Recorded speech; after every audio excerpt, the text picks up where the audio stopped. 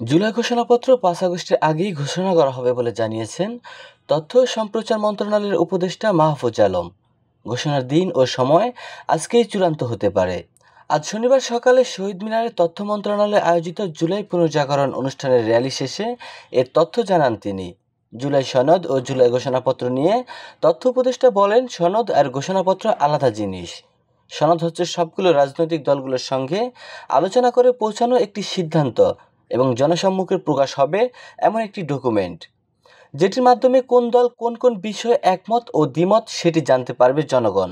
সব দলের কম্প্রোমাইজের মধ্য দিয়ে এটি ইতোমধ্যে একটি পর্যায়ে পৌঁছেছে। প্রস্তুতি চলছে, শীঘ্রই ঘোষণা হবে।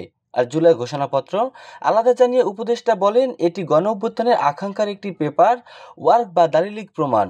তিনি আরও বলেন, জুলাই গণ অভ্যুত্থানের মধ্য দিয়ে বাংলাদেশ নতুন পর্বে প্রবেশ করেছে। গত এক বছরে দেশের মানুষের ভাগ্য পুরোপুরি পরিবর্তন সম্ভব হয়নি বলেও জানান তিনি।